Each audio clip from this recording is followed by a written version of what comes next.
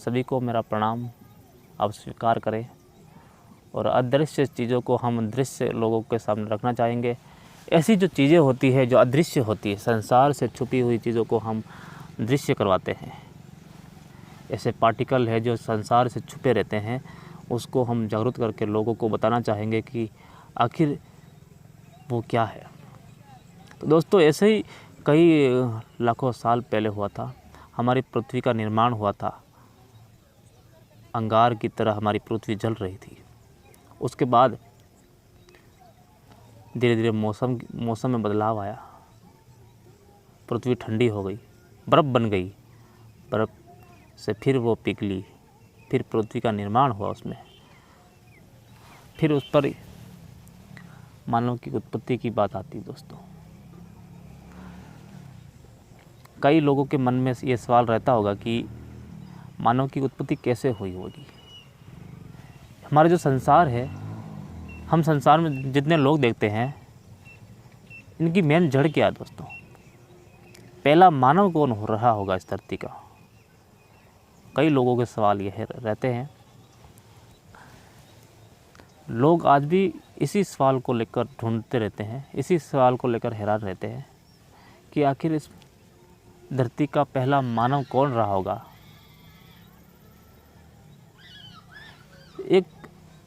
इस बात को अगर सोचा जाए, अगर इस बात को समझा जाए, तो ऐसा प्रतीत होता है कि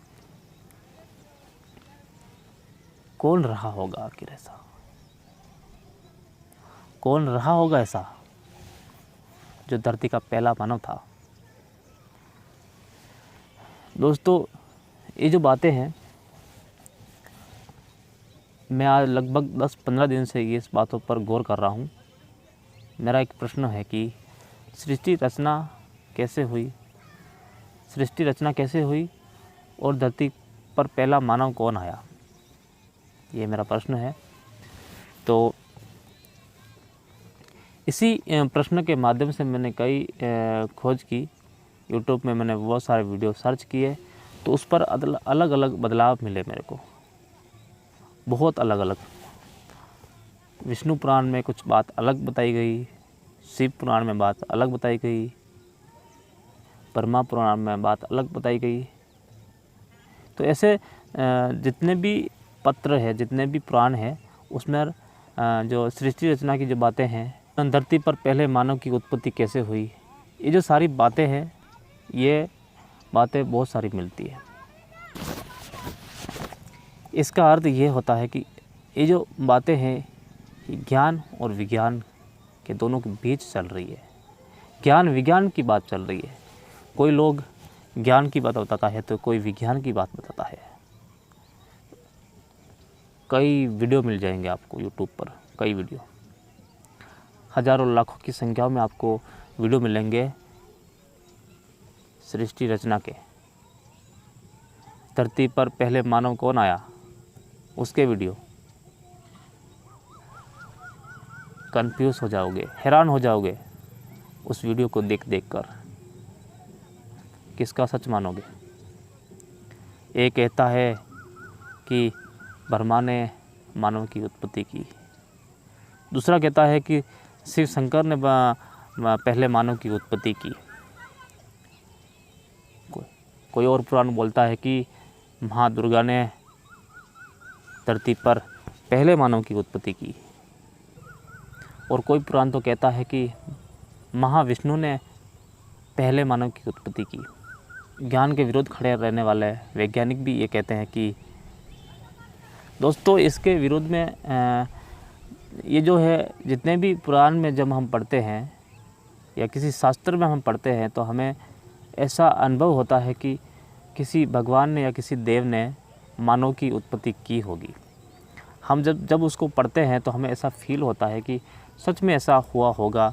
किसी भगवान ने, किसी देव ने मानव को बनाया होगा और फिर इस धरती पर भेजा होगा।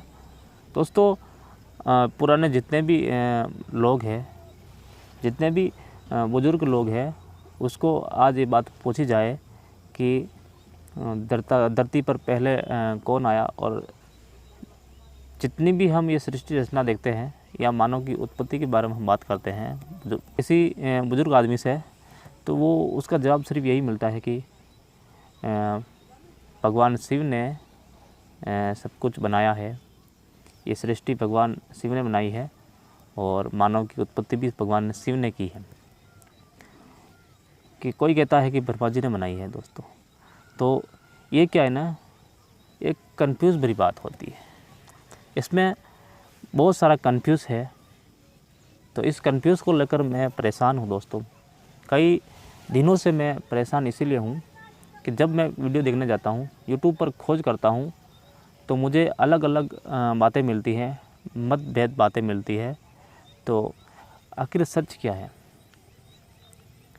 उस सच को समझने के लिए क्या करना पड़ेगा? सच आखिर है क्या? किस बात को हम सच मानेंगे? इधर वैज्ञानिक कहते हैं कि मानव की उत्पत्ति जल में हुई थी, वो बहुत टाइम लगा था, लाखों करोड़ों सालों में धीरे धीरे मानव विकसित हुए थे। पहले एक मामूली सा वो जीव थे, पानी में उपजे थे, छोटे कीड़े की तरह, और फिर धीरे धीरे उनके अंदर बदलाव आया, वो अपना शरीर को बड़ा करने लगे। वैज्ञानिक कहते हैं कि लोगों ने इस बात पर पड़ताल किया है कि जो जीव की उत्पत्ति है वो पानी से हुई है, और बिल्कुल ठोस सबूत के साथ ये कहते हैं कि यानी हमारे पानी से उत्पत्ति हुई है। वैज्ञानिक कहते हैं पानी से हम लोग बने थे, बंदर के रूप लिए थे, धीरे धीरे आगे बढ़ते गए और आज इंसान के रूप में आ गए। मानव की उत्पत्ति को लेकर बात है। यूट्यूब पर लाखों सवाल मिल जाएंगे, लाखों उत्तर भी मिल जाएंगे। ऐसे ऐसे रहस्य सवाल जो कि किसी के पास नहीं रहते हैं, ऐसे सवाल जो है यूट्यूब पर मिल जाएंगे। और ऐसे ऐसे लोग बैठे हुए हैं जो कि इस सवालों का जवाब आसानी से दे सकते हैं, और उन लोगों के पास इस बात का भी ज्ञान हो सकता है कि वो